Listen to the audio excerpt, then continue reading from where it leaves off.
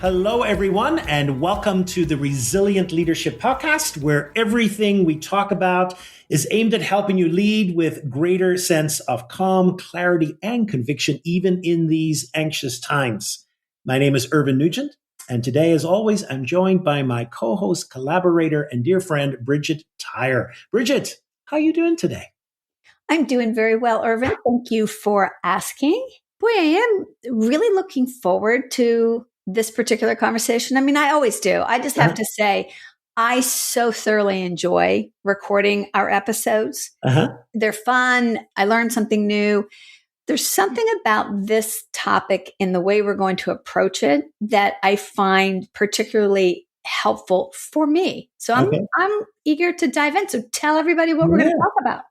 So today we are going to talk about something that every leader experiences, but few are taught how to handle it. And the episode we're going to call When Pressure Takes Over, How Leaders Lose and Regain Themselves. And really what we're going to focus on is zoom in on those moments where the pressure of leadership builds and suddenly you're not showing up the way you intended. You're reacting instead of responding. You say something a little sharper than you meant to, or you shut down when exactly in that moment you should be showing up. And then later you think about it and you say, that's just not the leader I want to be. So today what we want to do is, first of all, normalize these moments. If you're not having these moments, boy, something's wrong, because that's part of humanity. We don't want to excuse them because there is a disconnect with how you want to show up. But we want to offer you some practical ways of recognizing the pressure you're under just a little earlier so that we can regain ourselves a little faster. Love it. Bridget, I am sure, like me, you have heard leaders describe these moments very often. And as they talk about them, I'm just curious to kick this off. Like, how would they describe these experiences? What would they say is happening to them? Yeah, I think most of the times what I hear is regret. These are leaders who care deeply about showing up well. And when they don't, they're frustrated. And under that frustration, I think, is a real sense of disappointment, first and foremost with themselves. Yeah. You know, it's like they expect better out of themselves. And oftentimes, I believe a lot of the leaders that I coach, when they are willing to share a moment like this with me, that they actually perceive it as a personal failure instead of a skill gap. Yeah. It's not just, I should have shown up better. I wish I hadn't done that. I got to learn how to do better. It's kind of like, man, I really failed there. And so I was happy to hear you say, let's normalize this, because we're all under tremendous pressure, and leaders in particular. And we can't always get it right, but we can work on getting it better and better. Yeah. What about you?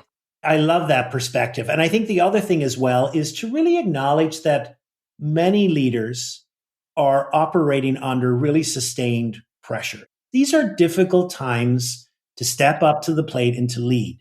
I think we have very high expectations, and some often the expectations start with ourselves, our high expectations of ourselves. But, we're constantly pressed for time. We are more visible as leaders than we've ever been before. And so just to acknowledge that that's constant. And because it's constant, the pressure keeps building. It's always there. And it kind of like narrows the emotional margin. We don't have big margins to adjust emotionally. At times, they're just instant, and all of a sudden we snap or something happens. And I think what's important, first of all, is to say that in these moments, leaders are not lacking character or values. It just means we're human, and we are reacting to that constant pressure and the strain that we're feeling. And so I think the work here is not this ideal nirvana that we're the leader who never reacts in this way or never has a moment where we snap. But really, it's about the recognition we're there, and then how do we respond faster and getting back to that moment of attention that we want. Yeah, that's a beautiful way to frame it. And so, Irvine, I'm curious as to if we could somehow peer inside a leader when they have a moment like this. How would you describe what is going on internally for him or her? Yeah. So I think what we need to recognize is that as a lot of this pressure is relational in nature. At the core, and I think you believe this as well, at the core of business is relationships and Totally. leadership is relationships. So it's very often it's a relational pressure that we feel. And I think internally, although they might not see this, I think what they're reacting to is some form of threat. And it's not a physical danger, but it's a Right. psychological threat. And so it may be something like, I'm feeling disrespected in this moment, or I'm feeling questioned by people and I Yeah. feel exposed, or I'm feeling out of control, or I feel like my competence is on the line. It's these kind of feelings that are really visceral at times, and Mhm. we feel them. And it's those moments, and we've said this in other episodes, it's not just our mind. This is it's a full body experience. And so our body Yeah. begins to protect us, and our attention narrows and our tone shifts and our curiosity drops. And all of this is happening so quickly. And at times we're just not even aware that what happens. And all of a sudden we're interrupting instead of listening, or we're defending instead of exploring, or we're withdrawing instead of actually moving forward and engaging. And I think what's really important here is when that pressure builds, one of the fallouts of that is that our access to choice is narrowing. And we have to train to be able to change that reality. Mm. And so therefore, any emotionally intelligent leader, what really we're trying to do, it's not just suppress, because that's going to get us nowhere. Right. Really what it is can I get greater choice under stress? Mm. So I'm curious, because this is really such a pervasive experience. Bridget, from a systems perspective, I'm just curious, like, what might be happening here? What happens when a leader's operating under greater and greater pressure, perhaps Mhm. instead of presence? Well, I'm so glad you're asking the question, because in an emotional system, in our relationship systems that are governed by these patterns of action, reaction, and interaction, right? The system, the relational system, reacts immediately, Mm, because what affects one affects all yeah, in a relationship system. So yeah, when the leader becomes tense or reactive, we can literally observe at least three things happening almost immediately. And that is that the emotional tone of the room tightens. You yeah, just feel it, yeah, right? And then the people in the room, in the meeting, in the conversation become more cautious and guarded, yeah, and information gets filtered instead of openly shared. yeah. And we've all been there, right? Oh, Like, totally. oh, yeah, we know that. And so there's this, really important truth about systems that teams don't regulate, or families for that matter, don't regulate themselves. They regulate around the leader. Mm, Like, I want to say that again. Teams don't regulate themselves, they regulate around the leader. Now, rather than our listeners hearing that as more pressure, because we mm, don't want that, what I want to just remind ourselves is that if the leader is rushed, anxious, or sharp, sure, the system mirrors that. But the reverse is true. yeah, When you slow down, even just a touch, yeah, even slightly, the system settles, yeah, right? So that's really good news. yeah. Pressure doesn't just affect the leader, it ripples outward, but calm doesn't just affect the leader, that also ripples outward. What do you think? Yeah, I love that. I love that, kind of the teams don't regulate themselves and regulate around the leader. And I think that's really important, because I think at times some leaders scratch their heads and they say, well, what can I do? I can't control other people. And the Right. great news about this is no, you can't, but you influence them. And how Mm, you show up influences them. And so just as you're saying, it could be received as, oh my God, well, people are picking up my stress. That's true, but they're also picking up when you deliberately choose presence. And I think it's a wonderful gift to give to a leader to say, you know what, just your very presence is influencing others. And that's really powerful. You know what that reminds me of? Well, Irvine, as you were Mm. talking, and we've shared this before, but like it popped back into my head is Ed Friedman, Yeah. one of the pillars upon which resilient leadership is based, said many decades ago that the quality of a leader's presence is their greatest lever for influence. Yeah.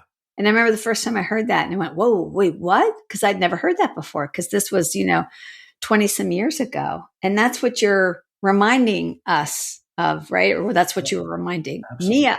Yeah. Okay. So we're talking about this in the context of pressure. I mean, if we Yeah. had no pressure, maybe we would all be perfect. Yeah.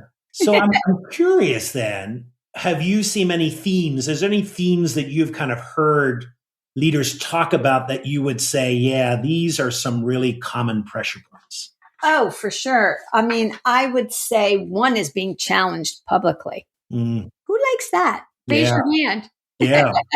That's not something that anybody reacts particularly well to. And, it could be fairly innocent in the sense that the intention was not there to challenge the leader's credibility or authority. But somebody says something and you feel judged, especially if it's in front of your direct reports or your peers. So in those moments, pressure is really coming from the fear of losing standing, not from the content of the comment itself, but of like losing our standing with our colleagues, right? Yeah. That's a big one.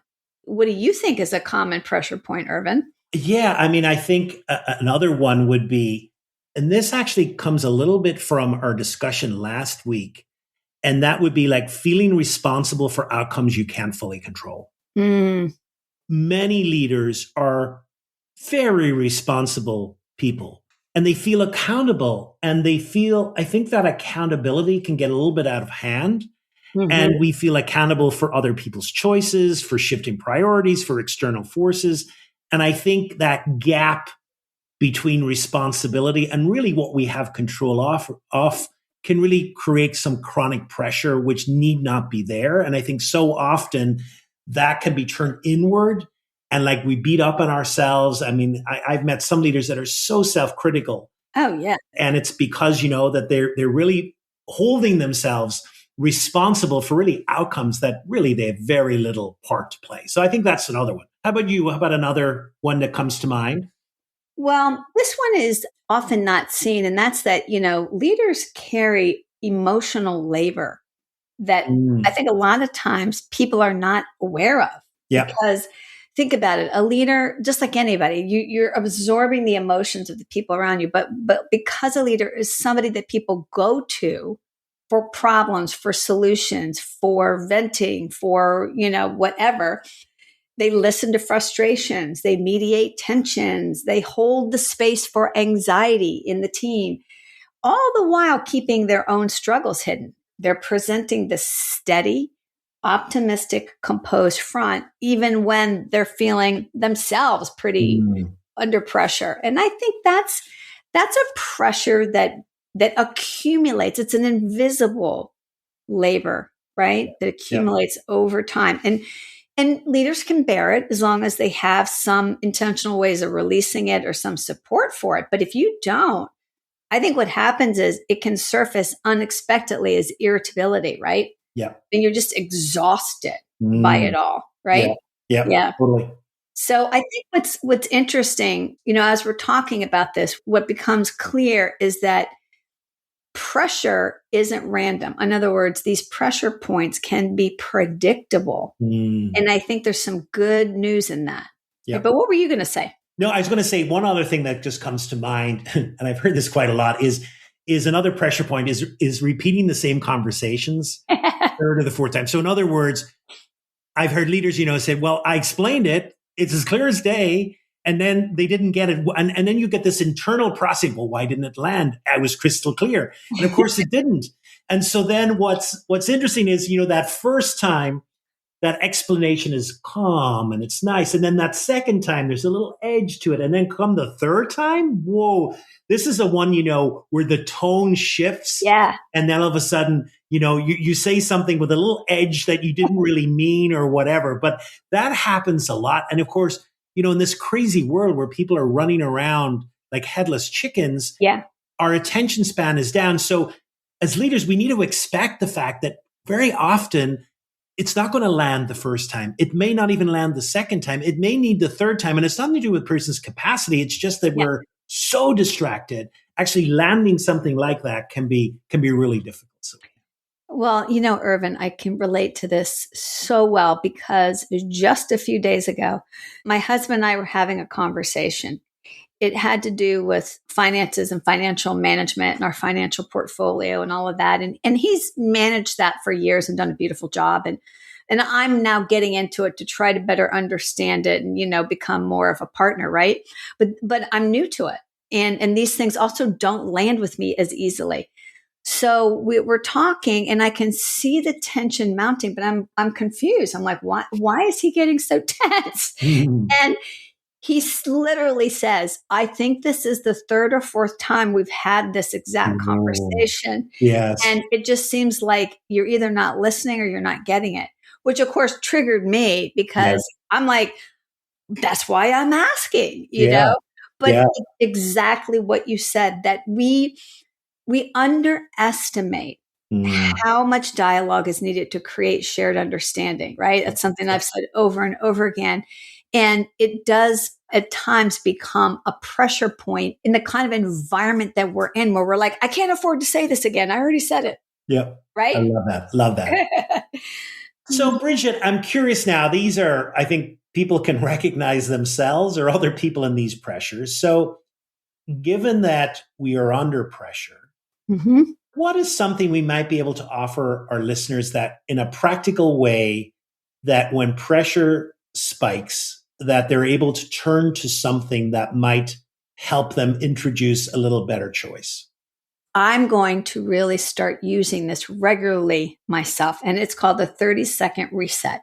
Now, if our listeners have been listening to us for a long time, they've heard us talk about 6-second center. Yep. This is different. This is called the 30-second reset, and you can practice it in real time, just like you can with 6-second centering.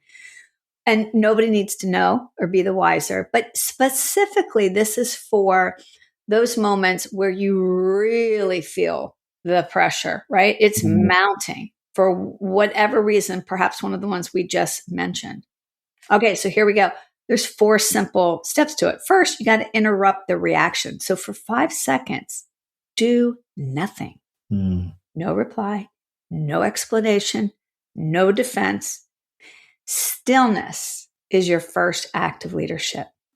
How about that? For 5 seconds, do nothing except breathe. Secondly, regulate the body. So now, right, you can do some mindful breathing for 10 seconds. You slowly inhale through the nose and you do a longer exhale through the mouth.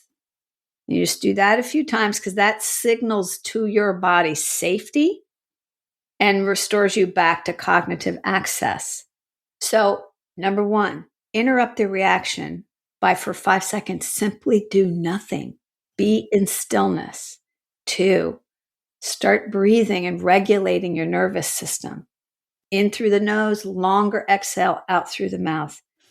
All right, now you're in a position to name the pressure to yourself. You're obviously not going to say it to the other person, but you just kind of silently say, boy, I'm under pressure right now.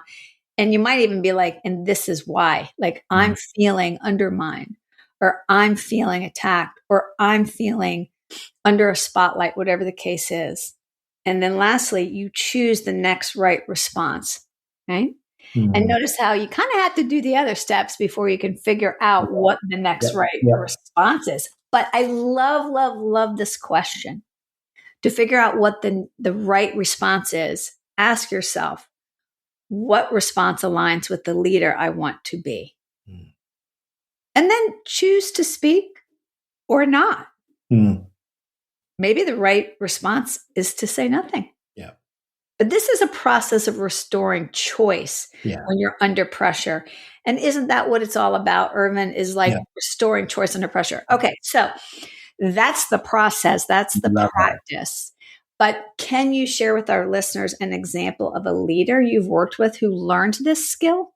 Yeah. So there's a leader I'm coming to mind and bearing kind of a little bit on when you talked a little bit about the system and how the system's response and the tension. This is a great example of that, because very often we can think about, when a leader snaps, what we think about is someone screaming and saying, rah, rah, rah, rah. But it can be much more subtle than that. It can be an edge and a tone, and it can be felt True. just as strongly. You don't have to be screaming at someone. Yeah. This is a great example of that. And it was a senior leader who I was coaching, very well respected because of his expertise. He was a very decisive leader, but he was, I think, a little feared as well, especially to his reactions under pressure. And we actually picked this up a little bit with a 360. This is how this kind of came out. Yeah. So people very much trusted him, his knowledge, but I think they were very cautious around him. And I think what was happening was whenever he was challenged, and we talked a little bit about the publicly challenged, what was happening is people experienced his tone shifting. And he wasn't exploding, he wasn't yelling, but his words became just a little clipped, and he was like a little dismissive. And over time, what happened is people caught that, and they said, well, we just won't challenge. The silent message is here, don't challenge him. And it's not because they agreed with that, but it's just that they didn't want to deal with that emotional reaction. And I think, when we got that feedback, and it was tough feedback, I think, for him to accept. But I think whenever he was willing to look at it, I think what we explored was a little bit like, what's happening in those moments? Interesting. And I think what was happening was, he said, well, I feel naked whenever I think people are challenging my expertise. And he would say, is that really what's happening? Is that really? But that's what that said, well, that's what you feel. And so in those moments, then, you're into protective, So the worst thing I think for him would be to be caught naked without the emperor's clothes, as we would say. And so I think for him, that's what he was doing. And I think at that point, what would not be useful there would be him saying, oh, stay calm, I got to be more patient. But it would be actually integrating, and it was a version of what we've just done, to really help him kind of slow down a little bit, recognize the pressure and that pattern, and then give a little space so that he could be a little more deliberate in his response, knowing that a quickness of response was coming across as being harsh and judgmental. And I think that's what happened. It gave him a little bit of time to deal with this trigger. And I think over time, as we continued, he said to me, I'm seeing a difference. Just that pause. And very often, he didn't say anything. And it was just that he felt his reactions were softening. And he noticed that people, rather than shutting down, were speaking up a little bit more. And ultimately, I think what was happening was that trust was happening, a buildup of trust. And I remember he said something to me quite a few months after this. And he said something like, what I loved about this is I don't feel I've changed who I am, but I think I've learned to stay more myself under pressure. And so that was lovely. He was able to bring his gift of expertise and decisiveness without the harsh tone, which still allowed kind of people to speak up. And I think that's really a beautiful example here, that shift that's happening. So I'm curious, does that resonate with you, Bridget? How does that land? Oh, it's a beautiful story. Boy, what a great example of how through intentional practice, we really can rewire our brains, so to speak, right? And learn different responses. And in particular, learn different responses under pressure. I think that's the gold standard, right?